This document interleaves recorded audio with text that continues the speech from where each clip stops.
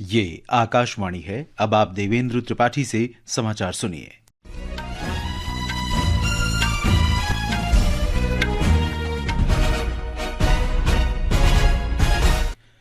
विदेश सचिव विक्रम मिस्री ऑपरेशन सिंदूर पर भारत का पक्ष रखने के लिए दुनिया के देशों में जाने वाले सर्वदलीय सांसदों के प्रतिनिधिमंडल को आज जानकारी देंगे।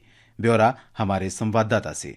7 सर्वदलीय प्रतिनिधि मंडल जिनमें 59 सांसद शामिल हैं, कल से लेकर अगले महीने की 5 तारीख के बीच कई देशों का दौरा करेंगे। प्रतिनिधि मंडलों का नेतृत्व कांग्रेस सांसद शशि थरूर, भाजपा सांसद रविशंकर प्रसाद और वैजयंत पांडा, जेडीयू नेता संजय झा, डीएमके नेता कनिमुई करुणानिधि, एनसीपी शरद पवार की सुप्रिया सुले और शिवसेना सांसद श्रीकांत शिंदे करेंगे। प्रतिनिधि मंडल कुल 32 देशों का दौरा करेगा, जिसमें America, Saudi Arab, Bahrain, Kuwait, Algeria, UK, France, Germany, Italy, Denmark, Brazil, Colombia, दक्षिण कोरिया, जापान और सिंगापुर शामिल हैं। 10 दिवसीय दौरे के दौरान भारतीय प्रतिनिधिमंडल आतंकवाद से निपटने के लिए देश द्वारा अपनाए गए दृष्टिकोण और प्रतिबद्धता से वैश्विक नेताओं को अवगत कराएगा। साथ ही वह आतंकवाद के खिलाफ भारत के मजबूत संदेश को भी अंतर्राष्ट्रीय समुदाय तक पहुंचाएंगे। भूपेंद्र सिंह के साथ दिवाकर, आकाशवाणी समाचार, दिल्ली। सीमा सुरक्षा बल बीएसएफ ने घोषणा की है कि पंजाब सीमा समेत सभी 3 संयुक्त सैन्य चौकियों पर रिट्रीट समारोह आज फिर शुरू हो रहा है। बीएसएफ के अनुसार समारोह आज मीडिया कर्मियों के लिए विशेष रूप से खुला रहेगा। अटारी, हुसैनीवाला और सादकी के रिट्रीट समारोह को इस महीने की 8 तारीख से आम लोगों के लिए निरस्त कर दिया गया था। सीमा सुरक्षा बल ने कहा है कि दोनों देशों के बीच के गेट भारतीय सीमा में बंद रहेंगे। सूर्यास्त के समय झंडा उतारने के बाद भारतीय गार्ड कमांडर और पाकिस्तानी रेंजर्स के उनके समकक्ष के बीच पहले की तरह औपचारिक हाथ भी नहीं मिलाया जाएगा। विदेश मंत्री डॉक्टर सुब्रमण्यम जयशंकर ने आज हेग में नीदरलैंड्स के प्रधानमंत्री डिक स्कॉफ से मुलाकात की। सोशल मीडिया पोस्ट में डॉक्टर जयशंकर ने बताया कि इस दौरान उन्होंने नीदरलैंड्स के प्रधानमंत्री को प्रधानमंत्री नरेंद्र मोदी की ओर से शुभकामनाएं दी हैं और आतंकवाद के खिलाफ नीदरलैंड्स की दृढ़ रुख रखने के लिए उन्हें धन्यवाद दिया।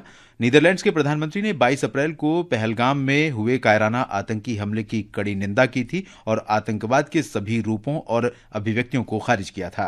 विदेश मंत्री नीदरलैंड्स, डेनमार्क और जर्मनी की 6 दिवसीय यात्रा पर हैं। कृषि और किसान कल्याण मंत्री शिवराज सिंह चौहान ने आज राष्ट्रव्यापी विकसित कृषि संकल्प अभियान में शामिल होने के लिए कुलपतियों, प्रोफेसरों और विद्यार्थियों को प्रेरित किया। ये अभियान 29 मई से शुरू होने जा रहा है।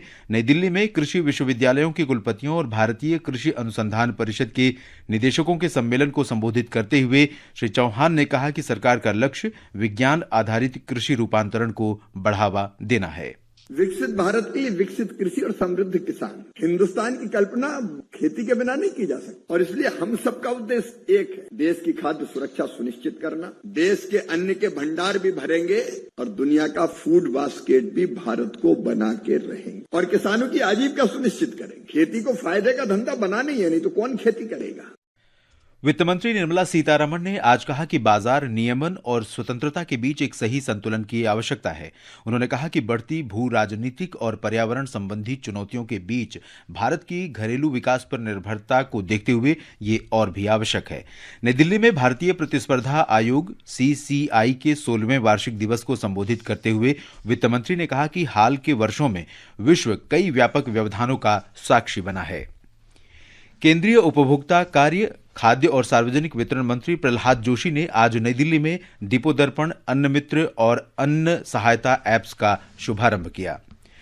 महाराष्ट्र में आज राष्ट्रवादी कांग्रेस पार्टी के वरिष्ठ नेता छगन भुजबल ने मुंबई में महायुति सरकार के मंत्री के रूप में शपथ ली। हमारी संवाददाता ने बताया कि राज्यपाल CP राधाकृष्णन ने राजभवन में उन्हें पद और गोपनीयता की शपथ दिलाई।